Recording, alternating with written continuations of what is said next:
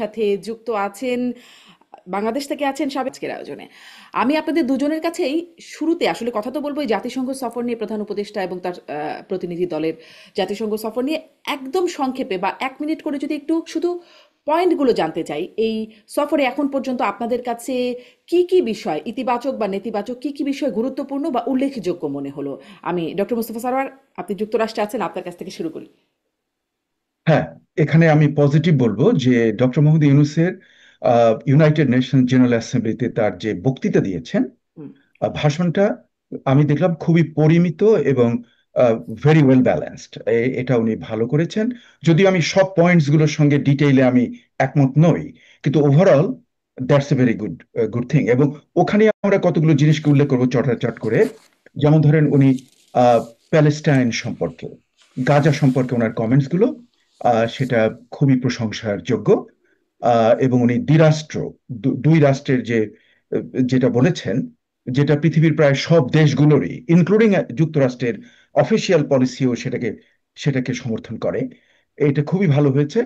আর উনি রোহিঙ্গা ইস্যুকে উনি উল্লেখ করেছেন এবং এর সলিউশনের জন্য আশাবাদী ভাষণ দিয়েছেন।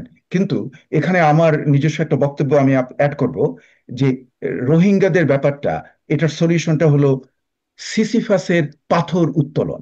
ওই পাথর উপরে ওঠায়, আবার নিচে নেমে যায়, আবার উঠে আবার নিচে নেমে যায়। এটা এত complex because of all kinds of different forces R involved. এখানে আমি আশা করি উনি কিছুটা সার্থক হবেন, কিন্তু এর একদম পুরো সার্থকতা আমি দেখছি না ওনার এই শর্ট অ্যানাদার 5-6 মান্থসে। আর একটা হলো যে উনি আমাদের সংস্কার সম্পর্কে বলেছেন, ঘোষণাপত্র সম্পর্কে বলেছেন। এটাও কিন্তু একটা গুরুত্বপূর্ণ আসপেক্ট তার বক্তৃতার মধ্যে। এবং কি ডেভেলপমেন্ট যা করেছেন তা উনি উল্লেখ করেছেন। কাজে ওভারঅল যেন মনে হয়েছে যে এগুলো তার স্ট্রং পয়েন্টস। আর ওদিকে উইক পয়েন্ট হলো যে ওনার যাত্রাকে, এটা ওনার জন্য নয়, হুম। এখানে যে বিভিন্ন সার্কাস হচ্ছে নিউ ইয়র্কে, হ্যাঁ, বিভিন্ন খুব এন্টারটেইনিং ব্যাপার স্যাপার ঘটছে, মারামারি, হুলস্থুল, এটা কিন্তু অন্য কোনো দেশের লোকরা কিন্তু এই কাজ করে না। পাকিস্তানিরা করে না, ভারতীয়রা করে না, মায়ানমার করে না, শ্রীলঙ্কা করে না, ইউরোপের কোনো কান্ট্রি করে না, আফ্রিকার কোনো কান্ট্রি করে না। ইজিপ্ট ইজিপ্ট টার্কি কারো লোক নিউ ইয়র্কে মানে দফায় দফায় মারামারি, হ্যাঁ, এবং অ্যারেস্ট, এগুলো কিন্তু অন্য কোনো দেশের জন্য নেই। আমি এর একটা কারণ খোঁজার চেষ্টা করছি। আমার যেন মনে হয় যে বাংলাদেশিরা যুক্তরাষ্ট্রে যারা আছে, বিশেষ করে নিউ ইয়র্কে, তারা আমার মনে হয় যুক্তরাষ্ট্রের সঙ্গে এসিমিলেট করতে পারেনি। তাদের মন পড়ে আছে বাংলাদেশে। কাজে এই জন্য তারা ওই বাংলাদেশেরটাই সবসময় চিন্তা করে। এবং ওখানকার যে সংস্কৃতিতে যে একটু মারামারি আছে, হুম। তারপরে মানে গোলমাল আছে, ওটাকেই তারা করছে। এইটা হলো এই ডক্টর মোহাম্মদ ইউনূসের ইউনূসের সফরের, ওনার জন্য নয়, কিন্তু ওভারঅল একটা নেগেটিভ পয়েন্ট। জি। আ আমার খুব জানতে ইচ্ছা করে, এটি অবশ্য আমি জানি না স্যার আপনি জানেন কিনা? মানে তারা যে মারামারিটা করছে বা সারাদিন ধরে এইরকম করছে, যুক্তরাষ্ট্রে ব্যস্ত জীবন, সবাই যার, যার কাজে প্রচণ্ড ব্যস্ত থাকে। এই কাজগুলো করে বাংলাদেশে যেমন মিছিলে গেলে কিছু টাকা পয়সা পাওয়া যায়, যারা যায় অ জানেও না অনেক সময় যে কার মিছিলে যাচ্ছে, কিছু টাকা পয়সা পাচ্ছে বলে যাচ্ছে। এখানে আসলে তাদেরকে ফান্ডিং থাকে। মানে কেন তারা এগুলো করে? নো, নো, এখানে কিন্তু টাকা পয়সা নেই। আমি আপনাকে বলি, আমি একবার লন্ডন থেকে ফিরে আসছি গত বছর। রাত্র 1টা, রাত 1টা, নিউ হুম। ইয়র্কের জেএফকে নামলাম। দেখি হঠাৎ আমাকে রিসিভ করার জন্য বেশ একদল লোক, তারা স্লোগান দিচ্ছে, আমার সঙ্গে আরো একজন ছিল। আমি তো আশ্চর্য হয়ে গেছি যে এত রাতে, তো মানে জেএফকে তে আসা কিন্তু অনেক খরচের ব্যাপার। নিশ্চয়ই। গাড়ি পার্ক করা অনেক খরচের দরকার। এবং অনেকে কাজ ছেড়ে আসছে। I was kind of surprise. আমার যেন মনে হয় যে বাংলাদেশি যারা আছে নিউ ইয়র্ক এবং অন্যান্য বিভিন্ন অঞ্চলে, তাদের কিন্তু আমার যেন মনে হয় মন পড়ে আছে বাংলাদেশে। জি, যাই আমার যা জি। মনে হয়, এই একদম জন্য স্পষ্ট নিজের যে খরচ দিয়ে যেটাকে তারা বিশ্বাস করে, যাকে পছন্দ করে, যাকে অপছন্দ করে, তার একটা দারুণ প্রকাশ জি। ঘটে এই বিভিন্ন তাদের কর্মকাণ্ডে। আমার মনে ডক্টর হয় এতে মুস্তাফা কোনো স্যার অর্থ অনেক তারা ধন্যবাদ। পায়। অনেক ধন্যবাদ। মানে অনেক ডেডিকেটেড, অনেক প্যাশনেট মনে হলো তাদেরকে। আমি জনাব হুমায়ুন কবির, আপনার কাছ থেকেও আপনি ইতিবাচক কি দেখলেন, নেতিবাচক বা গুরুত্বপূর্ণ উল্লেখযোগ্য কি দেখলেন, একটু সামারি করে যদি আপনি বলেন। ধন্যবাদ আপনাকে। আসলে আহ, কয়েকটা জিনিস এটা হচ্ছে যে এবার 80তম জাতিসংঘের সাধারণ পরিষদের অনুষ্ঠান এটা হয়ে গেল বা হচ্ছে। তো কাজেই এখানে একটা জিনিস গুরুত্বপূর্ণ, সেটা হচ্ছে যে বিশ্বকে শান্তিপূর্ণ রাখবার জন্য জাতিসংঘের কি ভূমিকা, এতদিন করেছে, এখনো কি করছে। এবং সেই প্রেক্ষাপটে গাজায় যে গণহত্যার যে নিষ্ঠুর মানবতা বিরোধী অপরাধগুলো হচ্ছে, এই প্রেক্ষাপটে গাজার যুদ্ধটা কিভাবে বন্ধ করা যায় এই বিষয়টা, এবং পশ্চিম তীর ইসরায়েল যাতে দখল করে না নেয় সেটাকে ঠেকিয়ে প্যালেস্টাইন রাষ্ট্র কিভাবে করা যায়, এটা হচ্ছে এই বছরের আন্তর্জাতিক প্রধান বিষয়। আর দ্বিতীয় যে বিষয় আমাদের জন্য সেটা হচ্ছে যে আমরা বাংলাদেশে নির্বাচন সামনে, সংস্কার প্রক্রিয়া চলছে, গণতান্ত্রিক টেকসই একটা গণতান্ত্রিক উত্তর, এই বিষয়টা নিয়ে কথা বলা। তো আমার ধারণা, আমি আহ ওনার সাথে, প্রফেসর সাহেবের সাথে একেবারেই, সৌরভের সাথে একমত, যেখানে একটা গুড ব্লেন্ডিং প্রফেসর ইউনূস করেছেন এই বক্তৃতাতে। তিনি বাংলাদেশের প্রায়োরিটিস, তার সরকারের প্রায়োরিটিস কি, ভবিষ্যতে কিভাবে দেখতে চান বাংলাদেশকে, তার একটা রূপরেখা দিয়েছে, সেটা আমাদের প্রয়োজন। কিন্তু এখানে একটা আন্তর্জাতিক অ্যাঙ্গেলও আছে, সেটা হচ্ছে যে আমরা যা করছি তার পেছনে আন্তর্জাতিক সমর্থন তিনি সেটা চেষ্টা করছেন। গাজার ব্যাপারে তো স্পষ্টই বলেছেন, সেটাও আমি ইতিবাচক বলে বলে দেখছি। আরেকটা সমস্যা আমাদের রোহিঙ্গা ইস্যু, এটা নিয়ে বলেছেন, আমি সরোয়ার ভাইয়ের সাথে যে এটা নিয়ে কথা আমরা বলবো, কিন্তু এটা বাস্তব অর্থে কতটা প্রায়োগিক হবে সে ব্যাপারে কোনো নিশ্চয়তা নাই। এছাড়াও তিনি এমন অন্যান্য বিষয় নিয়ে এসেছেন যেগুলি গত প্রায় 1.5 দশক ধরে আমরা দেখেছি যে বাংলাদেশ থেকে অর্থ সম্পদ নিয়ে যাওয়া বাইরে, এবং সেটা এখন বাংলাদেশের জন্য হচ্ছে, কিন্তু উন্নয়নশীল দেশগুলো, অনেক দেশে এই ধরনের রোগ আছে, এবং এটা যাতে প্রতিরোধ করা যায় ভবিষ্যতে, কারণ এতে করে মানুষের সম্পদগুলো অন্য দেশে চলে যাচ্ছে। তার জন্য তিনি একটা আন্তর্জাতিক সমর্থন বা একটা মোর্চা তৈরি করার কথা বলেছেন, সেটা আমি মনে করি যুক্তিসঙ্গত। এবং জলবায়ু নিয়ে, এবং সেখানে তিনি লস এন্ড ড্যামেজ এনেছেন, এটাও আমাদের প্রায়োরিটির একটা, কারণ আমরা ইমিডিয়েট প্রবলেমগুলোর বাইরেও কিন্তু এই বিষয়গুলো আছে। তো সেই দিক থেকে আমি মনে করি যে অনেকগুলো ইতিবাচক বিষয়, সেটা আমাদের অভ্যন্তরীণ জাতীয় স্বার্থের বিষয়গুলো, এবং সাথে সাথে আন্তর্জাতিক প্রেক্ষাপটে মানুষের প্রত্যাশার যে জায়গাটা, সে বিষয়গুলো তিনি নিয়ে এসছেন। নেতিবাচক যেটা বলছেন, আমি বলবো যে সেটা হচ্ছে উনি যে বিষয়গুলো, ন্যায় বিচার বা অন্যান্য বিষয়গুলো, ট্রান্সপারেন্সি, অ্যাকাউন্টেবিলিটি, যেগুলো কথা বলছেন, এগুলি কথা ভালো, প্রতীয়মান হয়, বাস্তব অর্থে কি সেটা প্রতিফলন আমরা দেখি? কারণ এই সরকারের কাছে আমাদের প্রত্যাশা ছিল অন্তত পক্ষে দুইটা। একটা হচ্ছে তারা অন্য সরকারগুলোর মতো, রাজনৈতিক সরকারগুলোর মতো আচরণ করবেন না, এটা একটা ছিল মানুষের স্বাভাবিক প্রত্যাশা। গত গত বছরের জুলাই আগস্টের গণ অভ্যুত্থানের প্রেক্ষিতে মনে হয়েছে বা আমরা প্রত্যাশা করেছি একটা পরিবর্তন দেখতে চাই সরকারের তাদের কাজে। আর দ্বিতীয় যেটা হচ্ছে ব্যক্তিগতভাবে প্রফেসর ইউনূস, যিনি আমাদের সরকার প্রধান বা প্রধান উপদেষ্টা মহোদয়, তার কাছ থেকে কিন্তু আমরা একটা উঁচু নৈতিক মানদণ্ড প্রত্যাশা করছি এখন।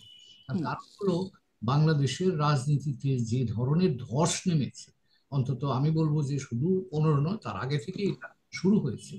এই জায়গায় উত্তরণের একটাই মাত্র প্রাথমিক ধাপ হতে পারে নৈতিক অবস্থানটাকে সুদৃঢ় করা, বা রাজনীতি যারা করেন তাদেরকে নৈতিক মানদণ্ডের আলোকে মানুষ যদি তাদেরকে বিচার বিশ্লেষণ করে, তবে যদি এই অবস্থার পরিবর্তন আমরা পাই। তা না হলে এখন অন্তর্বর্তীকালীন সরকার আছেন, সামনে নির্বাচন আছে, নির্বাচন হয়ে যে সরকার আসবে তারা আবার সেই পুরনো ঘূর্ণাবর্তে পড়ে যাওয়ার একটা আশঙ্কা কিন্তু আছে, যেটা বাংলাদেশের মানুষ একদমই চায় না। কারণ আমরা জি, জনাব হুমায়ুন কবির, আমি কি বুঝলাম না নাকি, আমি একটু আপনার কাছে একটু জিজ্ঞাসা করি যে আপনি বলছিলেন ডক্টর ইউনূসের কাছে উঁচু মানদণ্ড আশা করেছিলেন, মানে সেখানে আশাভঙ্গ হওয়ার জায়গাটা কি হলো?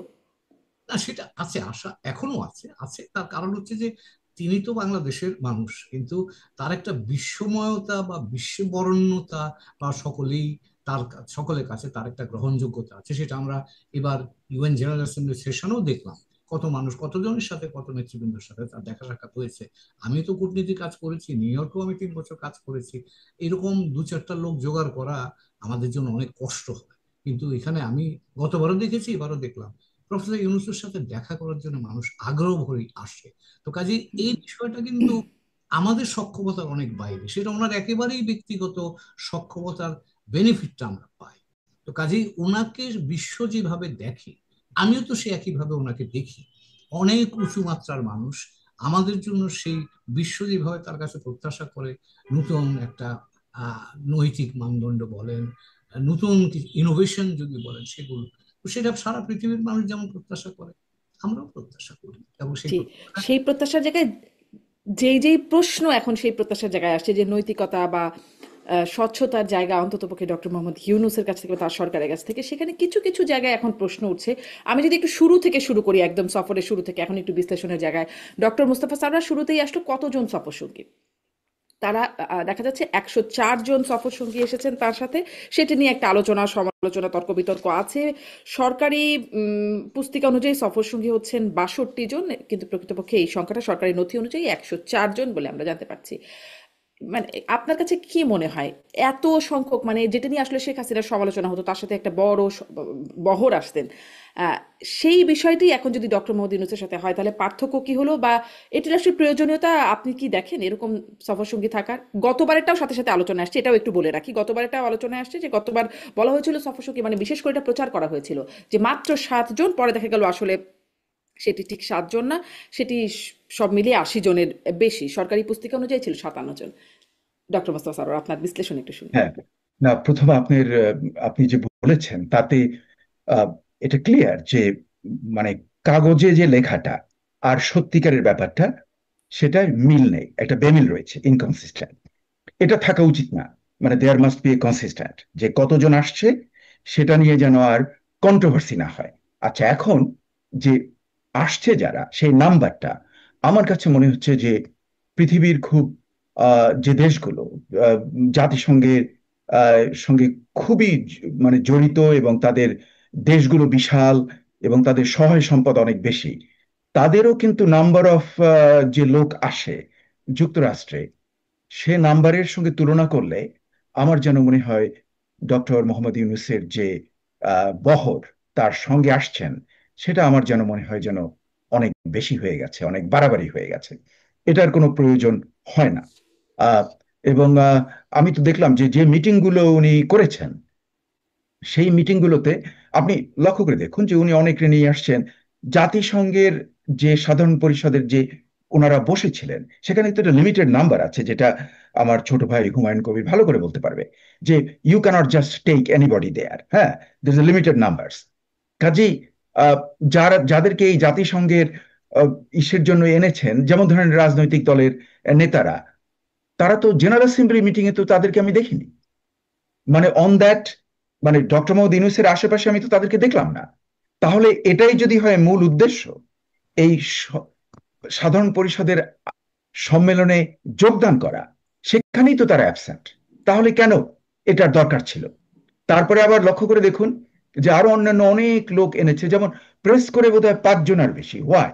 হ্যাঁ, এটা অবশ্য আমি ডক্টর মোহাম্মদ ইউনূসের, যখন আমি গ্রামীণ ব্যাংক হুম। ভিজিট করেছি, আমার ছেলে যখন ইন্টার্নশিপ করেছিল, তখন আমি দেখেছি যে ওনার যেটা ফ্লোর এবং তার উপরের ফ্লোরটা, আমি নাম্বার বলতে পারবো না, কিন্তু এই দুটোতে ছিল ওনার ইনফরমেশন ইউনিটগুলো। এবং আমার ছেলে, ও তখন হাই স্কুলের ছাত্র, পরে ও হার্ভার্ডে গেছে, তো ও আমাকে রিপোর্ট করলো যে ড্যাড, এরকম তো আমি কোথাও দেখিনি যে একটা অর্গানাইজেশনে এত ইকুইপমেন্ট। মানে ও আবার ইন্টার্নশিপ করতে এখানকার একটা মেজর নিউজ পেপারে। হুম। তো ও বললো যে আমি এরকম ইকুইপমেন্ট, এত লোক আমি দেখিনি। তার মানে এখানে প্রপাগান্ডাটা খুব গুরুত্বপূর্ণ। ওই বাচ্চা ছেলে আমাকে কিন্তু এই খবরটা দিয়েছিল। তো এই যে প্রেস করে উনি একটা বিরাট নাম্বার নিয়ে আসলেন, এটা তো প্রয়োজন ছিল না। আমার যেন মনে হয় যে এগুলো কাট করলে ওনার আরো সুনাম হতো। আর আমি হুমায়ুনের সঙ্গে অ্যাবসলিউটলি একমত যে ওনার একটা ভার আছে। He is very famous. এবং ওনার কন্ট্রিবিউশন, যে নোবেল প্রাইজ পাওয়া তো একটা চারটিখানি ব্যাপার নয়, উনি পেয়েছেন। এবং এবং অন্যান্য ব্যাপারেও তার কিন্তু একটা আন্তর্জাতিক আছে, রেকগনিশন আছে। এবং আহ, তার ডিমান্ড, মানে তাকে চায়, তার সঙ্গে দেখা করতে চায়, এটা কিন্তু সত্য ব্যাপার। কিন্তু আমার যেন মনে হয় যে ওভারঅল আমি যা দেখলাম, যে তাতে আহ, মানে অ্যাচিভমেন্টকে আমি যদি সত্যিকার নাম্বার দিয়ে দিতে চাই, এটা হুমায়ুন ভালো করে বলতে পারবে। ও তো আমাদের হুম। এখানকার হেড ছিল। ও তো ইউনাইটেড নেশনসে আমাদের হেড ছিল, অ্যাম্বাসেডার, এবং আরো অন্যান্য জায়গাতেও ছিল খুব গুরুত্বপূর্ণ পজিশনসে। ও বলতে পারবে। আমি যদি সবটাকে সাম টোটাল করি, Humayun, I don't know how you'll take it, আমি বলবো ইটস এ জিরো সাম। মানে কোনো বেসিক ব্যাপার হয়নি। তবে একটা জিনিস আমি উল্লেখ করবো, আমার চোখে পড়েছে ওনার বক্তৃতার একটা জিনিস, যে উনি বলেছেন যে 11টা কমিশনস, তারপরে সেই 11টা কমিশনস এর পরে একটা ঐক্যমত্য কমিশন, 30টা পলিটিক্যাল পার্টি আসছে। এই 30টা পলিটিক্যাল পার্টির মধ্যে অনেকে তো মাত্র নাম সর্বস্ব হুম, পলিটিক্যাল পার্টি, অনেক গুরুত্বপূর্ণ দল কিন্তু ওখানে ইনভাইটেড হয়নি কিংবা আসতে পারেনি। কাজেই এটা একটা, আমার মতে, আমি যদি নাম্বার দেখি, আমি যেহেতু পদার্থবিজ্ঞান এবং গণিতের লোক, তাহলে এটা একটা meagre, it's not a very good number. হ্যাঁ, জি। এই 5 জন ডক্টর 10 জন মোস্তফা সরোয়ার, এর আমি একটা। আমি এই প্রসঙ্গগুলো নিয়েও কথা বলবো, কারণ জাতিসংঘ ভাষণে তিনি একটু বলেছেন, যেহেতু আমি সেটা নিয়ে একটু সুনির্দিষ্টভাবেই আসি। কিন্তু এই প্রসঙ্গটা একটু শেষ করি, যে 104 জন সদস্য, যেহেতু ডক্টর জনাব হুমায়ুন কবির আপনি আরো একটু ভালো জানবেন, আপনার সুনির্দিষ্টভাবে এই জায়গায় কাজ করবার কারণে, আসলে এই অন্যান্য দেশ থেকে কেমন সংখ্যক প্রতিনিধি আসেন, ধরেন বাংলাদেশের মতো দেশগুলো থেকে বা অন্যান্য দেশ থেকে, আপনার কাছে একটু সাধারণভাবে জানতে চাই কেমন সংখ্যক প্রতিনিধি আসেন। জেনারেলি 15-20 জন থাকে। কারণ একটা এই ধরনের জেনারেল অ্যাসেম্বলি সেশনে প্রধান, যিনি দলের প্রধান থাকে, টিমের প্রধান বা দেশের প্রতিনিধিত্ব করেন, তিনি জেনারেল অ্যাসেম্বলির জেনারেল ডিবেটে বক্তৃতা করেন। এছাড়াও জেনারেল অ্যাসেম্বলির সময়তে 4-5টা 5-6টা এরকম সাইড মিটিংস হয়। তো হুম, যখন এইরকম সিচুয়েশন হলে ওই মিটিং গুলো কভার করার জন্য জি, সাধারণত জি, প্রতিনিধিরা আসেন। এবং আরেকটা জিনিস আমি একটু বলে রাখি এখানে, যেটা নিয়ে সরোয়ার ভাই প্রসঙ্গ তুললেন, রাজনৈতিক নেতৃবৃন্দের আসাটা এবার আমাদের একটু চোখে লাগছে, কিন্তু বিভিন্ন দেশের আসে আসে এবং তারা কিন্তু বিভিন্ন কমিটি বা মিটিং গুলোতে অ্যাটেন্ড করে। এবং আমি আমি একটা দৃষ্টান্ত আপনাকে দিই, 1997 সালের কথা বলছি। বাজপেয়ী, তখনকার ভারতের পার্লামেন্টের বিরোধী দলের নেতা, তিনি ভারতীয় প্রতিনিধি দলের নেতৃত্ব করেছেন। তো কাজেই এই রাজনীতিবিদরা এবং সেখানে কংগ্রেসের নেতারাও ছিলেন অনেকে, এটা একেবারে অপরিচিত নয়। যে এখন যেটা লাগছে আমাদের চোখে, যে এখনকার প্রেক্ষাপটে এতজন রাজনৈতিক নেতা কেন গেলেন, হুম। এখানে আমার ধারণা, এখানে এই যদিও এটা জাতিসংঘের সাধারণ পরিষদের অধিবেশন, কিন্তু এটার একটা ডোমেস্টিক অ্যাঙ্গেল আছে। তো সেটুকু আমি মানতে রাজি আছি। ঠিক আছে, 6 জন যদি যান, কিন্তু আপনি যে জি, কথাটা আমি বলছেন, এই ডোমেস্টিক অ্যাঙ্গেল, তারপর তাদের কি ভূমিকা বা কি কাজ সেটা নিয়ে আসলেই শুনতে চাই। কিন্তু এটা একটু শেষ করি, যে আপনি বলছেন অন্যান্য দেশ থেকে 15 থেকে 20 জন আসেন, কিন্তু আমাদের দেশ থেকে এই যে দেখলাম আসলে 104 জন এবার গেছেন। গতবারে খুব বলা হলেও, গতবারেও আসলে 7 জনের চেয়ে বলা হলেও আসলে গেছেন 80 জনের উপরে। কিন্তু আরো একটা প্রশ্ন, এই যে পুস্তিকা আর সরকারি নথি, এই দুটো ডকুমেন্টের মধ্যে পার্থক্য কেন হয়? এবারে যেমন বলা হচ্ছে পুস্তিকা অনুযায়ী 62 জন, সরকারি নথি অনুযায়ী 104 জন। গতবারে বলা হয়েছিল 7 জন, দেখা গেছে আসলে 80 জনের মতো। পার্থক্যটা কেন হয়? ধন্যবাদ আপনাকে, চমৎকার একটা প্রশ্ন তুলে এনেছেন, আমার মনে একটু পরিষ্কার করা দরকার। আপনি যে 62 জনকে দেখছেন, এই 62 জন সরকারি পয়সায় ওখানে গেছে। হুম, আর এর বাইরে যে 104 জনের মধ্যে যারা আছে, তারা হয়তো সরকারি পয়সা ব্যবহার করেনি। তো কাজেই আপনি এখানে দুটো বিষয় পাচ্ছেন। সরকারি খরচে যারা গেছে তারা 62 জন, আর এর বাইরে হয়তো নিউ ইয়র্ক থেকে বা মার্কিন যুক্তরাষ্ট্র থেকে অন্যরা এই দলের সাথে যুক্ত হয়েছেন, তারা ডেলিগেশনের অংশ। তা না হলে তো ইউএনএ ঢুকতেই পারবে না। তো কাজেই ইউএনএ ঢুকবার সুযোগ করার জন্য তাদের একটা তালিকা তৈরি করা হয়। সেই তালিকা অনুযায়ী তারা ঢুকতে পারেন এবং বাংলাদেশের প্রতিনিধি হিসেবে তারা থাকেন। তবে যেহেতু তারা এই 62 জনের বাইরে, সেখানে বাংলাদেশ সরকারের কোনো আর্থিক সংশ্লেষ সাধারণভাবে থাকে না। কাজে আমার ধারণা এখন হয়তো সেটা আরেকটু পরিষ্কার হবে, যে এই 62 জন যেন পয়সা খরচ হয়েছে বাংলাদেশ সরকারের, বাকিদের জন্য বাংলাদেশ সরকারের পয়সা। আমি আন্দাজ করছি হয়তো খরচ হয়। আচ্ছা, তাহলে মোটামুটি একটা ধারণা পাওয়া গেল আসলে এটার মধ্যে পার্থক্যটা কেন হয়। এবারে তাহলে আসি, যে এই যে রাজনৈতিক দলের নেতাদের, আপনি বলছিলেন যে এটির ডোমেস্টিক ভ্যালু আছে, কিন্তু ডোমেস্টিক আলোচনার মধ্যে তো এরকম নানান সমালোচনা আছে, যে তাদেরকে আসলে ঢাল হিসেবে নিয়ে যাওয়া হলো, এটি একটি সমালোচনা।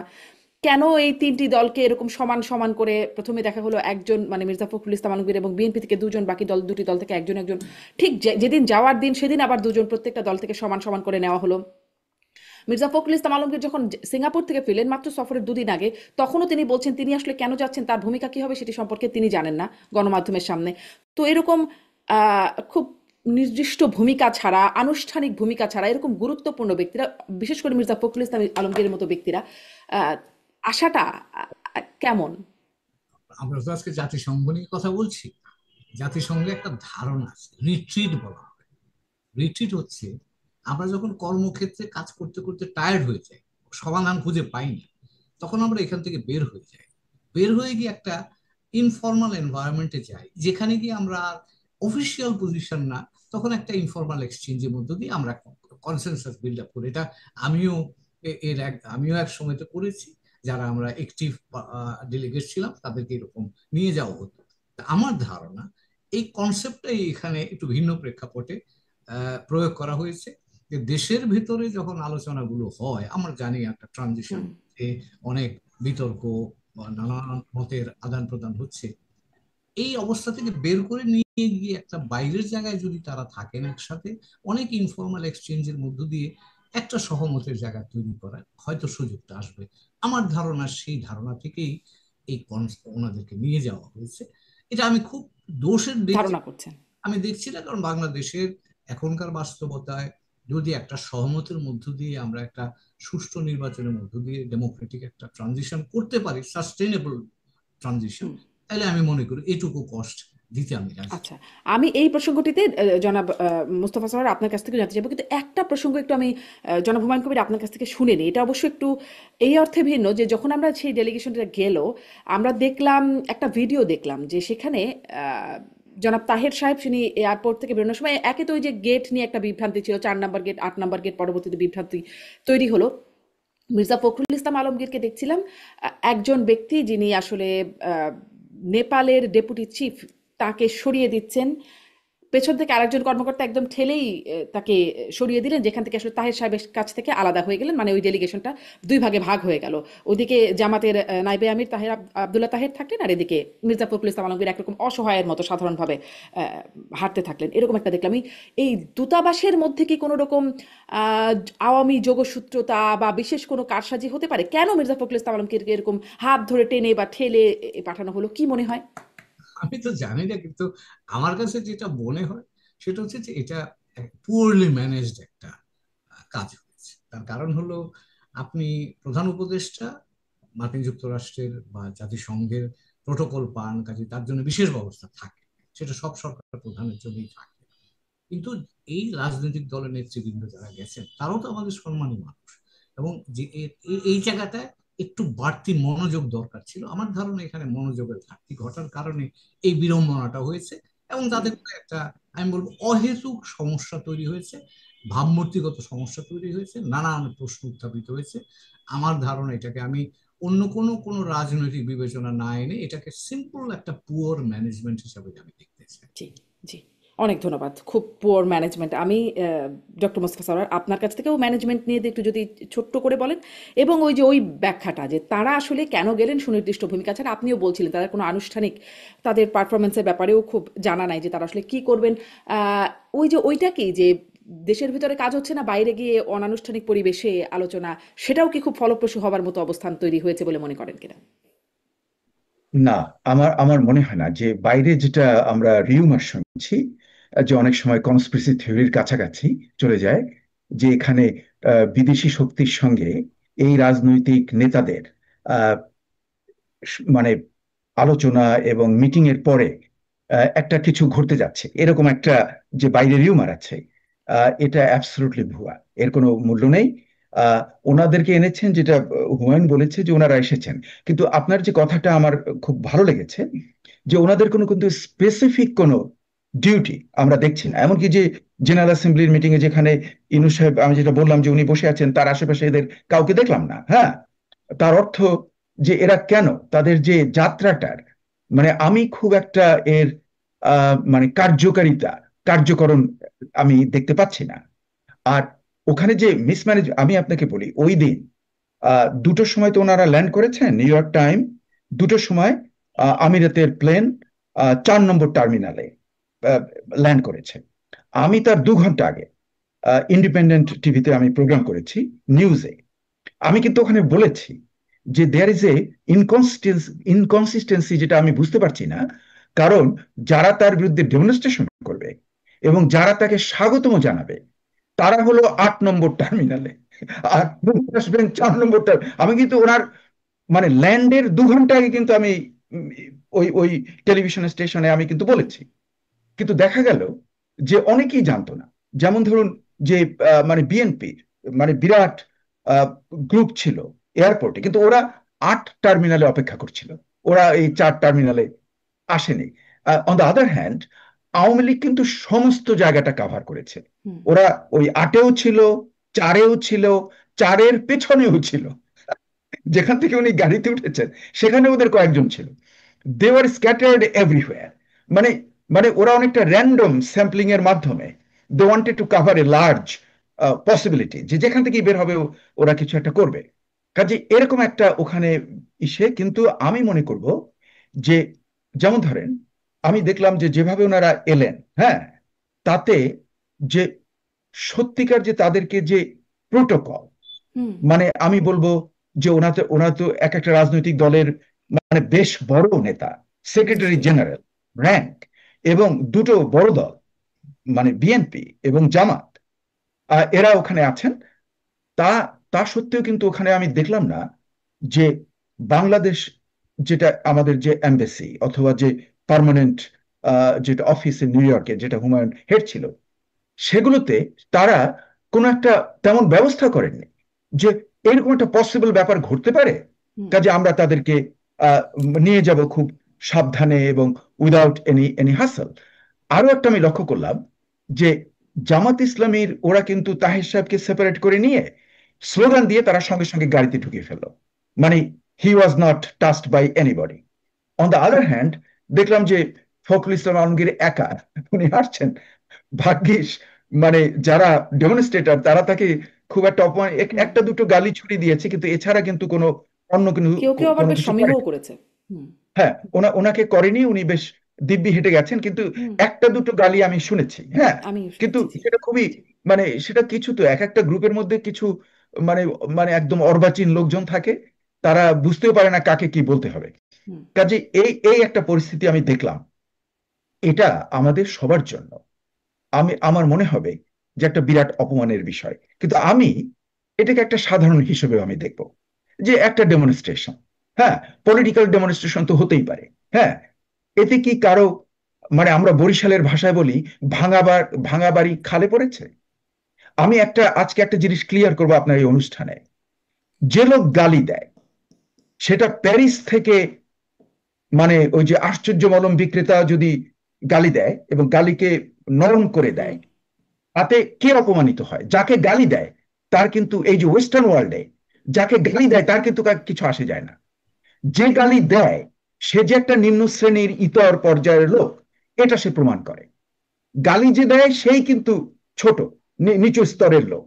যাকে গালি দিল তাতে কিন্তু আমাদের দেখুন সংস্কৃতি কিন্তু একদম ভিন্নতর। আমি অবাক হয়ে যাই বাংলাদেশের মেজর নিউজ পেপারের যে হেডলাইন কিংবা যে বিভিন্ন নিউজের যে হেডলাইন গুলো, তাতে দেখি যে ওকে অবাঞ্ছিত ঘোষণা করেছে, ওকে অপমান করেছে। আরে, অবাঞ্ছিত ঘোষণা করার তোরা কে? অবাঞ্ছিত ঘোষণা তোরা যারা করছিস, তোরা নিজেকে ছোট করেছিস, নট দ্যাট ম্যান। মানে হুম মানে অল্প কয়েকজন লোক, আর এটা কি মানে পুরো ভোট নিয়ে যে এই এলাকার এই 10 লক্ষ লোক আমি তাকে অবাঞ্ছিত করলাম, তা তো না।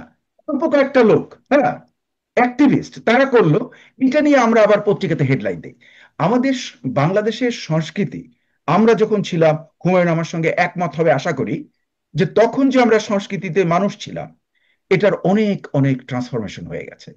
এখন গালাগালি করা, আমি অবাক হয়ে যাই যে কি অশ্লীল ভাষায় এই বিভিন্ন ব্লগাররা গালাগালি করে, আর তারা ভাবে তারা মন্ত্রী হয়ে যাবে, অনেকে হুম তাই আশা করে। কিন্তু একটা যে কোনো সুষ্ঠু মাথার লোক যখন ওদের গালি শোনে, তখন তো ওদেরকে আগেই ডিসকার্ড করে দেয়। জি এবং জি। ডক্টর মোহাম্মদ ইউনূসকে ডক্টর আমি মোস্তফা বলবো, সরোয়ার একদমই তাই। এই বিষয়ে আমি একবার কথাও বলেছিলাম, তাদের থেকে শুরু করে একদম তরুণ প্রজন্মদের মধ্যেও গালাগালিটা আমি জিজ্ঞাসা করছিলাম যে তরুণরা এত গালাগালি করেন কেন। তো এটাকে তারা কুলনেস হিসেবে একরকম আখ্যায়িত করছিলেন যে এটা এখন এই সময় একটা কুলনেস। নো নো আমি no no quote no unquote করলাম, যাই নো হোক এইটা নো আজকে প্রসঙ্গ না, গণিকা আমি একটু পল্লীর গণিকা পল্লীর গালাগালি কালচারাল নর্মের ভেতরে আনাটা খুব একটা ভালো না। এবং আমি ডক্টর মোহাম্মদ ইউনূসকে ধন্যবাদ দেব যে হি ইজ ভেরি ইন্টেলিজেন্ট। উনি কিন্তু অনেক ব্লগার যারা আন্দোলনে অনেক কাজ করেছে বাইরে থেকে বিদেশ থেকে, কিন্তু তাদেরকে কোন রকম তাদের কেসগুলো পর্যন্ত হয়নি, কেসগুলো এখনো ইন্ট্যাক্ট। হুম মানে ডক্টর মোহাম্মদ ইউনূসকে আমি সাধুবাদ দিচ্ছি। He knows what is orange and what is a rotten egg. Hmm এর মধ্যে পার্থক্য উনি বুঝতে পারেন, যে জন্য জি, ওদেরকে উনি এই কিন্তু কোনো জন্যই কিনা সুযোগও জানি না দেননি। এতদিন খুব সমর্থন থাকলেও এখন তাকে ডক্টর মোহাম্মদ ইউনূসকে আবার সেই হ্যাঁ, আওয়ামী লীগ যেভাবে বলে সুদখোর ইত্যাদি নানান টার্ম মানে করা হচ্ছে। এটার কারণটাই আমি আপনাকে বলছি, আমাকে এক এক 30 সেকেন্ড দেন। এর কারণ আচ্ছা হলো, আচ্ছা। ওরা যেটা আশা করেছিল যে ইউনূস ওদের কেসগুলোকে করে ভন্ডুল করে দেবে, মানে মাফ করে দেবে, এবং ওদেরকে একদম বিরাট করে রিসেপশন দিয়ে নিয়ে যাবে, সুযোগ সুবিধা দেবে, সেগুলো ওরা পায়নি। হ্যাঁ, এবং এটা কেন পায়নি, এটার প্রশ্নটার উত্তর একদম clear. Doctor Mohammad Yunus is a very intelligent man. উনি কিন্তু তিনি জানেন নিজের নামের যে, মামলাগুলো তো ঠিকই তুলে নিয়েছেন। না, উনি নিজেরটা নিজে তুলেছেন কিন্তু এদেরটা করেনি। তার কারণ ওদের গালাগালি আর ওদের যে অ্যাটিটিউড, এগুলো দেখে উনি নিজে নিজেই বুঝেছেন যে এদেরকে আশেপাশে আনাটা একটু রিস্কি ব্যাপার। জি, স্পষ্ট। মানে একটু ইউ ডোন্ট ওয়ান্ট গালাগালির টু জায়গা গেট। থেকে সরে একটু গালাগালির আলোচনা থেকে সরে একটু আবারও এখানে আসি যে আ আ জনাব হুমায়ুন কবির, আপনি যেহেতু বিষয়টা লিডও করেছেন একটা সময়, এই যারা আপনিও বলছিলেন পুয়ারলি ম্যানেজড, এই যারা পুয়ারলি ম্যানেজ করলো, এবং আমি আরেকটা আলোচনায় কথা বলছিলাম যে এই অদক্ষ ব্যক্তিদের মানে বেছে বেছে আনাতে মনে হয় এই সরকার একটা ক্যারিশমেটিক রোল প্লে করছে। এই রকম ব্যক্তিদের বিরুদ্ধে কিরকম ব্যবস্থা হয় বা হচ্ছে কি আদৌ, এটা কি আপনি জানেন যারা এত পুয়ারলি ম্যানেজ করলো? হয়, সেটা তো হয়। আমাদের ইন্টারনাল ইনকোয়ারি হয়, এরকম যদি দায়িত্বে অবহেলার কারো থাকে সেটারও ব্যবস্থা হয়, আছে। কিন্তু একটা জিনিস মনে রাখতে হবে যে আজকাল বাংলাদেশে এক ধরনের এমন একটা সংস্কৃতি চালু হয়েছে যে আপনি আইন বা যে রুলস আছে যেগুলো আমরা প্রয়োগ করি, সেগুলো প্রয়োগ করতে গেলে তখন দেখা যায় যে অন্যান্য কনসিডারেশন, ব্যক্তিগত কনসিডারেশন বলেন, আর কাকে চেনে কাকে চেনে না, এসব বিষয়গুলো এসে পড়ে, এবং সেখানেই কিন্তু এই সমস্যাগুলো তৈরি হয়। এবং পেশাগত দক্ষতা যখন কম্প্রোমাইজড হয়ে যায়, তখন কিন্তু এই ধরনের জটিলতা বাড়ে। এবং এখানে গত 15-20, আমার কাছে মনে হয় আরেকটু, মানে প্র্যাকটিক্যালি 96 থেকে আমি দেখছি যে প্রশাসন আস্তে আস্তে রাজনীতিকীকরণ হওয়ার ফলে পেশাগত দক্ষতা কমছে। এবং এখন আপনি পানিশমেন্ট দিলেও কজনকে পানিশমেন্ট দিবেন, যেখানে একটা broad section of civil servant বা যারা পেশাগত বিষয় নিয়ে কাজ করে, তাদের যখন দক্ষতা কমে যায়, আপনি কত লোক বদলাবেন? এবং এটাও কিন্তু এখনকার প্রেক্ষাপটে সরকারের জন্য একটা চ্যালেঞ্জ হিসাবে আছে। জি, এবার একটু আবার আসি যে জাতিসংঘ ভাষণ প্রসঙ্গে একটু সুনির্দিষ্টভাবে কথা বলি। আপনারা বলছিলেন রোহিঙ্গা প্রসঙ্গ, গাজা প্রসঙ্গ, এই বিষয়গুলোকে আপনারা সাধুবাদ জানাচ্ছিলেন। একটু ডক্টর মোস্তফা সারোয়ারও বলছিলেন, জনাব হুমায়ুন কবির আপনার কাছ থেকে একটু এটা জানি যে তিনি বলছেন, ডক্টর মোহাম্মদ ইউনূস বলছেন যে আম, মানে ভাষণে বলছেন যে জাতিসংঘ মানবাধিকার কমিশনের তাদেরকে এই গত আমলে যেই হত্যাকাণ্ড হয়েছে সেটার একটা তদন্ত করবার জন্য তিনি ডেকেছিলেন। সেই প্রসঙ্গে তিনি বলছিলেন যে আহ, জাতিসংঘ মানবাধিকার কমিশনের সুপারিশ আমরা সংস্কার কার্যক্রমে যুক্ত করেছি। এই সংস্কার কার্যক্রমে যুক্ত করার অর্থটা আসলে কি? কারণ তাদের তো সুপারিশের মধ্যে ছিল কোনো দলকে নিষিদ্ধ না করা, তাদের সুপারিশে ছিল যে একটা অন্তর্ভুক্তিমূলক নির্বাচন যেখানে সকল দলের সমান সুযোগ তারা পাবে, সেখানে ছিল যে প্রতিশোধমূলক সহিংসতা যেন না হয়, যেটাকে আসলে আমরা মব বলছি কিন্তু সরকার জায়েজ করে বলে প্রেশার গ্রুপ, এবং তাদের বিরুদ্ধে কোনো ব্যবস্থা হয় না। তাহলে আসলে সংস্কার কমিশনের মানে সেটাতে যুক্ত করে, সংস্কার কার্যক্রমে যুক্ত করে অর্থটা কি দাঁড়ালো জনাব হুমায়ুন কবির? আমরা বোধহয় একটু এই কমিশনটা বা ফ্যাক্ট ফাইন্ডিং মিশনটা কেন তৈরি হয়েছে এটা বলে রাখা দরকার। কিন্তু এই ফ্যাক্ট ফাইন্ডিং কমিশনের জন্য প্রথম কিন্তু শেখ হাসিনা সরকারের সময় তারা যোগাযোগ করেছিল, এবং শেখ হাসিনা সরকারই প্রথম তাদেরকে আনবার জন্য চিন্তা করেছিল। তারপরে অন্তর্বর্তীকালীন সরকার এসে তাদেরকে দিয়েছে। এটার প্রধান উদ্দেশ্য ছিল মানবাধিকার লঙ্ঘনের ঘটনাগুলোকে চিহ্নিত করা এবং এর দায় নির্ধারণ করা। এটা ছিল এই terms of reference of this commission. এবং বর্তমান সরকার গত 15 বছরে গুম খুন থেকে শুরু করে বড় ধরনের মানবাধিকার লঙ্ঘন যেগুলো জুলাই আগস্ট মাসে হয়েছে, তার সামগ্রিক বিষয়টাকেই এই সংস্কার প্রক্রিয়ার মধ্যে মানে আনছে, এবং সেটার কথাই তিনি মেইন করছেন। আপনি যেগুলো প্রসঙ্গ করলেন, এগুলো তারা সুপারিশ মানার মধ্যে বলছে, তারা সুপারিশ যেটা দিয়েছে সেখানে তারা বলছে। তো কাজেই এখানে দুইটা বিষয় হয় দেখতে হবে, যে এই ফ্যাক্ট ফাইন্ডিং কমিশনের মূল উদ্দেশ্য, তাদের কাজের প্রধান বিষয়, এবং সুপারিশগুলো। কাজেই এখানে মানবাধিকারের যে ব্যত্যয় ঘটেছে, বড় ধরনের ব্যত্যয় ঘটেছে, সেটা যদি আজকে অ্যাড্রেস না করা হয়, তাহলে আপনি বাংলাদেশীয় ভবিষ্যতেও কখনো এই স্বৈরতান্ত্রিক ব্যবস্থা থেকে বেরোতে পারবেন না। কাজেই এখানে আমি শুধু আমি শুধু গতটার বিচারের কথাই বলছি না, বা সেটা নয়, ভবিষ্যতের জন্য কিন্তু আমাদের সাবধান হওয়া দরকার। এবং এখানে আমার ধারণা, এখনো আমরা কালেকটিভ জাতি হিসাবে সামষ্টিকভাবে এখনো এখানে গা ছাড়া ভাবে আছি। তার কারণ এখানে মানবাধিকার বলতে আমি একটা মানুষের রাজনৈতিক, সামাজিক, কালচারাল, অর্থনৈতিক সমস্ত অধিকারের কথাই বলি। অর্থাৎ একজন মানুষ হিসাবে আপনি একজন মানুষকে মূল্য দেন কিনা, এটা হলো মোটা কথায় যদি আমি বলি। এখন বাংলাদেশের ক্ষেত্রে যেটা হয়েছে, বাংলাদেশের রাজনৈতিক প্রক্রিয়া, প্রশাসনিক প্রক্রিয়া, অর্থনৈতিক প্রক্রিয়া এমনভাবে বিবর্তিত হয়ে আসছে, যেখানে স্বাভাবিক মানুষদের, আপনি যদি কোনো গোষ্ঠীতে বিলং না করেন, কোনো গোষ্ঠীর অংশ না হন, সাধারণ মানুষ হিসাবে আপনি কোথাও দাঁড়াবার কোনো জায়গা থাকছে না। এবং সেই জায়গাটা তৈরি করার জন্যই এই গত বিশেষ করে 15 বছর ধরে যে বড় ধরনের মানবাধিকার লঙ্ঘনগুলো হয়েছে, সেগুলোর বিচার প্রক্রিয়া মধ্যে আনা দরকার। এবং সেটা এখন বিচার প্রক্রিয়া চালু আছে, আমার ধারণা প্রফেসর ইউনূস সেই কথাটাই বলেছে। এবং এটাও কিন্তু, এবং আপনি জুডিশিয়ারি যেটাকে বলা হয়, সেটারও কিন্তু রিফর্ম হচ্ছে। হুম। কদিন আগেই দেখলাম যে এখন সুপ্রিম কোর্টের হাতে বিচারকদের নিয়োগ, বদলি, এগুলো সব এসে গেছে। তো কাজে এই ধরনের কাঠামোগত পরিবর্তনগুলো যদি আসে, তবেই আমি আশা করব যে ভবিষ্যতে মানুষ হিসাবে আমরা ডিগনিফাইড হিউম্যান বিং হিসাবে রাষ্ট্রের মালিকানা, যেটা আর্টিকেল 7 আমাদের সংবিধানে দিয়েছে, সেটা বাস্তবায়ন করা যাবে। নাইলে ওটা কাগজে থাকবে, কিন্তু বাস্তবে সেটা সাধারণ মানুষরা কোনোদিনই আমরা পাবো না। তো সেই প্রেক্ষাপটেই এটা 1 নাম্বার বিষয় হওয়া উচিত এই সংস্কার প্রক্রিয়া। এবং সেটা সরকার বোধহয় বলছেও, বিচার, সংস্কার, নির্বাচন, এই তিনটাকে তারা প্রাধান্যের মধ্যে হুম। নিয়ে এসেছে। তো কাজে তিনোটাই কিন্তু আমি মনে করি, এই এখনকার বাস্তবতার এই তিনটা বিষয়কে সমমনোযোগ দিয়ে এই অবস্থার পরিবর্তনের দিকে যাওয়া দরকার। এবং যদি যায় সেটা, তাহলে যে রাজনৈতিক দলের নির্বাচনে জিতে আসবে তারাই কিন্তু সুষ্ঠু। প্রশ্নটা তো সেখানে আসলে পরিবর্তনের দিকে কতটা যাচ্ছে। আমি একটু ডক্টর মোস্তফা সারোয়ার আপনার কাছ থেকেও শুনি।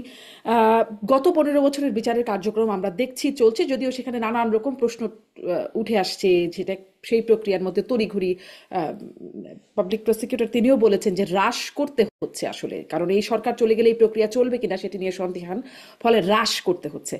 এই হ্রাস শব্দটা আমি কোট করছিলাম। কিন্তু বর্তমান প্রেক্ষাপটে যা যা সুপারিশ ছিল জাতিসংঘ মানবাধিকার কমিশনের, তার মধ্যে আমি উল্লেখ করছিলাম যে এই সুপারিশগুলো ছিল, সেগুলো এই সরকার পালন করে নাই, বরং উল্টা কাজরকম হচ্ছে। যেমন নিষিদ্ধ করা হচ্ছে, দলকে নিষিদ্ধ করা হচ্ছে, কার্যক্রম নিষিদ্ধ করা হচ্ছে, বা আমি যেগুলো উল্লেখ করছিলাম। আহ, তাহলে আসলে কি মনে হয়, পরিবর্তনের পথে যেটি আসলে জনাব হুমায়ুন কবির বলছিলেন, যেতে যদি আমরা পারি সেটি সেই পথে কি যাওয়া যাচ্ছে?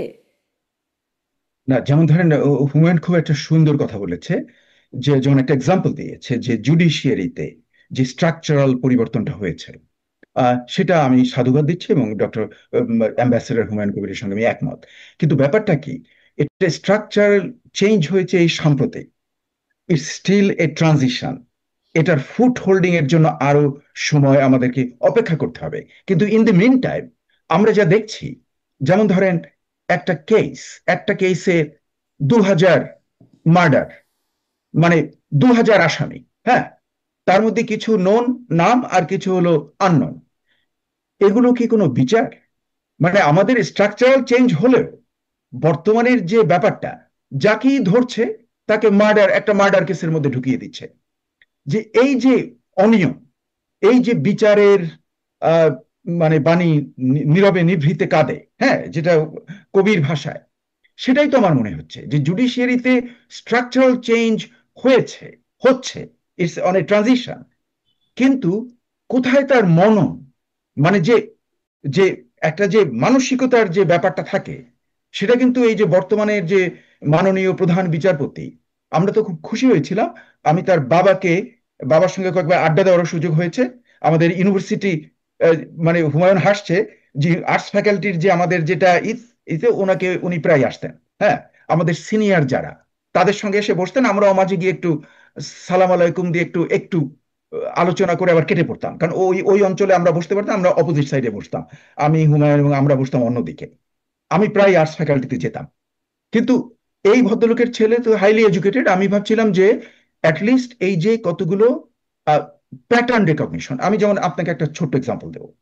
আমি যেমন ধরেন কিচ্ছু জানি না, বাংলাদেশের স্ট্রাকচারাল চেঞ্জ কিচ্ছু জানি না, কিন্তু আমি দেখব যে কেস যেগুলো হচ্ছে, যে কেসগুলো, সেই কেসগুলো, এবং যেটা গভর্নমেন্টের কেস, আমি বাইরের লোকের বলছি না যে একজন একটা মানহানির কেস দিয়েছে, গভর্নমেন্টের যে কেসগুলো, হ্যাঁ, পুলিশ যে কেসগুলোকে ফাইল করছে, সেই কেসগুলো একটা জেনারেল প্যাটার্ন লক্ষ্য করেন। হুম। কি ব্যাপার? সরকার যেটা চাচ্ছে তারই রিফ্লেকশনস দেখছি ওখানে। তার অর্থটা কি? বিচার বিভাগ তাহলে কি স্বাধীন আছে? এ তো এক্সিকিউটিভ ব্রাঞ্চের যেটা ইচ্ছা, তাদের মনোবাঞ্ছনা, সেটাই তো জুডিশিয়ারি পালন করে যাচ্ছে। কাজে আমি ওই যে মননের যে যে মানুষের ভেতর থেকে যে পরিবর্তনটা, দ্যাট ইজ নট দেয়ার। এই যে পাইকারি কেসগুলো দেওয়া হচ্ছে, আপনার মানে ধরুন একটা সাংবাদিক, আপনাদের মানে আর কি গ্রুপের, মানে মানে আপনাদের প্রফেশনের এক সাংবাদিক, সে হয়তো জীবনে কোনোদিন কোনো চাকুই ধরে নাই, মানে এই ভদ্র টাইপের লোক, এবং খুবই ফ্রেল, হ্যাঁ, আমি দেখলাম যে সেও কিন্তু মার্ডার কেসের আসামি। এতে হাসি পায়। আবার লক্ষ্য করে দেখুন যে মবক্রেসি এবং এই যে ডিম মারামারি নিউ ইয়র্কে যেটা হয়েছে, হুম। সেটাকে আপনি যদি কম্পেয়ার করেন কোর্টে, ঢাকার কোর্ট বিল্ডিং এ যখন একজন আসামিকে আনা হচ্ছে, তখন যে আমরা সার্কাসটাকে দেখছি, এবং ডিম মারছে, লাথি মারছে, এমনকি লাথি মেরে একজনের খুব একটা গোপন অঙ্গকে ই করে দিয়েছে, এই নির্যাতিত জিনিসগুলো মানুষ। কিন্তু কন্টিনিউয়াসলি চলছে। তো চললে পরে তাহলে এটা কি বাইরে থেকে আমি কি মনে করব যে is this country has a judicial justice? এখানে এখানে বিচার বলে কোনো কিছু আছে? মানে বিচারের যেখানে কক্ষ, বিচারের বিল্ডিং এর ভেতরে যে এগুলো হচ্ছে, যেখানে, হ্যাঁ, যে আপনি দেখছেন যে দস্তুর মতো হেনস্থা করা হচ্ছে, টেনে মহিলা মহিলা একজন প্রাক্তন মন্ত্রীকে আমি দেখলাম যে আরে বাপরে বাপ, যেভাবে হেনস্থা করছে, এগুলো এগুলোর কোনো বিচার হচ্ছে? এটা তো ভিডিওতে আমরা দেখছি কারা করছে। তো এই ভিডিও দেখে তো এদেরকে ইনভাইট করে এদেরকে সাজা দেওয়া উচিত ছিল, কিন্তু এটা ডক্টর মোহাম্মদ ইউনূসের গভর্নমেন্ট করেনি। আমি ওনাকে দারুণ শ্রদ্ধা করি, ওনাকে আমি অনেক সমালোচনা করেছি, অনেক প্রশংসা করেছি, এবং বর্তমানে উনি যেহেতু নির্বাচনটা দিচ্ছেন, সেই জন্য আমি বলছি যে শেষ সব ভালো যার, শেষ ভালো তার। কিন্তু এই যে মবক্রেসির ব্যাপারটা, হুম। এটার যে উনি কোনো বিচার করলেন না, হ্যাঁ, এটা কাদের বুদ্ধিতে হলো আমার জানা নেই। এবং এর সঙ্গে যারা জড়িত, ল মিনিস্টার, বিচার ল, করলেন না এবং বিচার করলেন না, যদিও মাঝে মাঝে সমালোচনা হয়েছে বিভিন্ন ঘটনার, সরকারের পক্ষ নো থেকে নো নো, কিন্তু নিন্দা কিন্তু জানানো, সরকারও নিন্দা জানায়, কিন্তু নো নো আবার নো, প্রেসার গ্রুপ বলে এটা একটা জায়েজও করা হয় কিনা। না না, সেটা অ্যাবসলিউটলি আমি মনে করি যে এটা একদম, মানে আমি আমার ভাষা নেই এটাকে কন্ডেম করার জন্য, হ্যাঁ। এটাই কিন্তু যে সিস্টেমটাকে যে একদম নষ্ট। আজকে ডক্টর মোহাম্মদ ইউনূস হয়তো চলে যাবেন, তিনি তার ক্যাবিনেটে, আমি অনেককে চিনি, হুমায়ুন চেনে, হ্যাঁ, আমাদেরই অনেক চেনা জানা লোকজন আছে, তারা কিন্তু অনেকে একদম core, honest to the core, হ্যাঁ, বেশ কয়েকজন আমি নাম বলতে পারবো যারা অনেস্ট টু দি কোর। হুম। কিন্তু দুঃখজনক হলো যে ওনাদের এই অ্যাডমিনিস্ট্রেশনটাকে যখন ভবিষ্যতে ইতিহাস লেখা হবে, তখন এটাকে যে মবক্রেটিক গভর্নমেন্ট বলবে না, সেটা কিন্তু আমি কিন্তু হলফ করে বলতে পারবো না। আমি চাই না কেউ বলুক, কিন্তু প্রমাণ দিয়ে তখন এগুলো বলবে যেটা একটা মবক্রেটিক গভর্নমেন্ট, এবং যেখানে কোনো আইন শৃঙ্খলা নেই। কাজে উনি যে জাতিসংঘে দাঁড়িয়ে বললেন যে বিচার বিভাগের উনি রিফর্ম করেছেন, কোথায় সেই রিফর্ম? তার তো আসল যেটা একদম ফান্ডামেন্টাল, যেটা সবচেয়ে ফান্ডামেন্টাল, ফাউন্ডেশন স্টোরে ফাউন্ডেশন স্তরে যেটা আছে, সেখানেই তো আমরা দেখছি যে ডিম মারছে, লাথি মারছে, মানে ঝাঁপিয়ে পড়ছে কোর্ট বিল্ডিং এর ভেতরে। মানে চিন্তা করে দেখেন, কোর্ট বিল্ডিং এ, আপনি যুক্তরাষ্ট্রের কোর্ট বিল্ডিং এ, can you ever even think to do it? Oh my lord, you can't do that. কাজে আমি যেন মনে করি যে এই জিনিসগুলো উনি মানে ঠিক করতে জি। পারেননি, এবং এটার বিচার করা উচিত ছিল। এটা বিচার না করার জন্য এটা যদি একটা নরমে পরিণত ধন্যবাদ ডক্টর মোস্তফা সরোয়ার। বিচার করা উচিত খুবই ছিল, দুঃখজনক। বিচারকরাই নাকি মবের ভয় থাকেন বলেন, আইনজীবীরা যারা আমাদের অনুষ্ঠানে কথা বলেন তারাও বলেন যে বিচারকরাই নাকি মবের ভয় থাকেন। আমি একটু এই প্রসঙ্গে, আপনি একটা কথা বললেন যে সব ভালো যার শেষ ভালো যার, ভালো তার মানে ফেব্রুয়ারিতে নির্বাচন দিবে, সেই প্রসঙ্গে বলছিলেন। কিন্তু জনাব হুমায়ুন কবির, আপনার কাছ থেকে শেষ প্রশ্ন, যেটি নিশ্চয়ই বহুবার শুনেছেন এবং হয়তো আপনি উত্তরও দিয়েছেন বিভিন্ন সময়, একদম চায়ের দোকান থেকে পাড়া মহল্লা সবখানে আলোচনা, গণমাধ্যমের টকশো টেবিলে পর্যন্ত আসে, আসলেই কি ফেব্রুয়ারিতে নির্বাচন হবে? দিবেন বলছেন, আসলে দিতে পারবেন? দেওয়ার মতো পরিস্থিতি থাকবে? আপনার বিশ্লেষণ। এটা হতে হবে, হতে হবে। তার কারণ হচ্ছে যে আমাদের জন্য এখনো পর্যন্ত অর্থনীতি কিন্তু একটা বড় চ্যালেঞ্জের জায়গা। যতই আমরা বলছি রিজার্ভ বাড়ছে, কিন্তু অর্থনীতিতে কিন্তু গতি নাই। আমাদের বিনিয়োগ বাড়ছে না, কর্মসংস্থান বাড়ছে না। কাজেই বিদেশিদের আস্থা নাই আমাদের অর্থনীতির উপর। তো কাজেই এই বিষয়টা নিয়ে আমার ধারণা যে একটা রাজনৈতিক নির্বাচনের মধ্য দিয়ে একটা রাজনৈতিক সরকার যদি আসে, তাহলে অন্তত এই আস্থাটুকু তৈরি হবে, এটাই আমরা প্রত্যাশা করি। কিন্তু এটাও যে যে বিষয়টা নিয়ে আলোচনা একটু আগে সরোয়ার ভাই বললেন, আসলে আমাদের এখানে তো প্র্যাকটিক্যালি এখন কোনো প্রতিষ্ঠান নেই। আমি যেহেতু আমলাতন্ত্রের মানুষ ছিলাম এক সময়, এখনো আমি যাতায়াত করি, আমার সাথে কথা হয়, কোনো প্রতিষ্ঠান কিন্তু এখন সক্ষমতা নিয়ে কাজ করতে পারছে না। সেটা পুলিশ বলেন, সিভিল সার্ভিস বলেন, জুডিশিয়ারি বলেন, কোনো প্রতিষ্ঠান নেই। কারণ প্রতিষ্ঠানগুলো এত বেশি ক্ষতিগ্রস্ত হয়েছে যে এদের কোনো সক্ষমতা প্রায় নাই। এবং এখন এই অবস্থার কারণেই সরকারটাও কিন্তু দুর্বল। সরকারটাও, যদিও প্রফেসর ইউনূস আছেন বলে সামনে আমরা আমরা কোন রকম টিকে যাচ্ছি, কিন্তু তিনি যদি না থাকতেন তাহলে কি হতো আই ডোন্ট নো। আমরা সত্যিই খুব একটা ক্রিটিক্যাল মোমেন্ট পাস করছি জাতীয় জীবনে। এবং এই নির্বাচনটা সকলের অংশগ্রহণের মধ্য দিয়ে একটা সুষ্ঠু নির্বাচন যদি আমরা করতে না পারি, গতকালই প্রফেসর আলিরিয়াস কথাটা বলেছে, আমিও কিন্তু তার সাথে দ্বিমত করতে পারছি না। আপনি যদি একটা নির্বাচন না করতে পারেন, তাহলে কিন্তু আপনার অভ্যন্তরীণ নিরাপত্তা এবং আপনার জাতীয় নিরাপত্তা শঙ্কার মুখে পড়তে পারে। কাজে এটা আমাদের করতে হবে। এবং সেখানে সরকারের যেমন দায়িত্ব আছে, সকল রাজনৈতিক দলগুলোর দায়িত্ব আছে, জনগণেরও দায়িত্ব আছে। কাজে এটা আমাদের এখন জাতীয় দায়িত্ব হিসেবে আমাদেরকে দেখতে হবে। নির্বাচনে পরে আমরা কোথায় যাব, এটাও মাথায় রাখতে হবে। আমার ব্যক্তিগত ধারণা হচ্ছে দুই তিনটা জিনিস বাংলাদেশে ঘটে গেছে, এটা আমরা হয়তো দেখি বা দেখি না। একটা হচ্ছে একটা জেনারেশনাল শিফট বাংলাদেশে হয়েছে। নতুন প্রজন্ম কিন্তু পুরনো ব্যবস্থার সাথে আর অ্যাডজাস্ট করতে পারছে না, বা পারেনি বলেই তারা কিন্তু সেটাকে প্রত্যাখ্যান করেছে। রাজনীতিতেও কিন্তু একটা গুণগত পরিবর্তন হয়েছে, আমরা যদিও সরাসরি এখন বুঝতে পারছি না। তা আমার ব্যক্তিগত ধারণা, আমরা এই প্যাট্রোনেজ বেসড, কারাপশন বেসড যে পলিটিক্সটা 90 দশক থেকে শুরু করেছিল, 90 প্রথম থেকে, সেটার প্রতি আর মানুষের আস্থা এখন নাই। এবং সামনে অর্থনৈতিক চ্যালেঞ্জগুলো আরো বড় হয়ে আসবে। আগামী বছর আমরা গ্রাজুয়েট করার চিন্তা করছি, আগামী বছর যদি নাও হয় আরো 1-2 বছর পাবো। কিন্তু graduation means huge reform under compulsion. আপনার কোনো অপশন থাকবে না, আপনি বাইরের সাথে সব রিনেগোশিয়েট করতে হবে আপনাকে। আপনি কিভাবে করবেন, এবং ওই রিনেগোসিয়েশনের কনসিকুয়েন্স আপনার ডোমেস্টিক সিস্টেমের, ইকোনমির উপর প্রভাব বিস্তার করবে। আপনাকে মোর প্রোডাক্টিভ হতে হবে কম্পিটিটিভ ওয়ার্ল্ডে টিকতে গেলে, মোর কম্পিটিটিভ হতে হবে। আপনাকে তখন প্রোটেকশন পাবেন, এলডিসি হিসেবে যে প্রোটেকশন গুলো আছে সব চলে যাবে। এখন যে সরকার, ভবিষ্যৎ সরকার আসবে, তাকে ভিন্নভাবে চিন্তা না করলে আমার আমার এটা আমার ব্যক্তিগত ধারণা বলছি, সরকার চালানোই তাদের জন্য ডিফিকাল্ট হয়ে যাবে। যত যত বেশি একেবারে জনগণের পূর্ণ আস্থা নিয়ে আসলেও তারা যদি ডেলিভার না করতে পারে, then will have a huge challenge. কাজেই সকলকেই আমাদের মনে রাখতে হবে যে একটা বড় কাজ আমাদের সামনে আছে, সেটাকে সম্পন্ন করতে হলে সবাইকে একসাথে কাজ করতে হবে। অনেক ধন্যবাদ জনাব হুমায়ুন কবির, অনেক ধন্যবাদ ডক্টর মোস্তফা সরোয়ার, ধন্যবাদ আপনাদের দুজনকে, ধন্যবাদ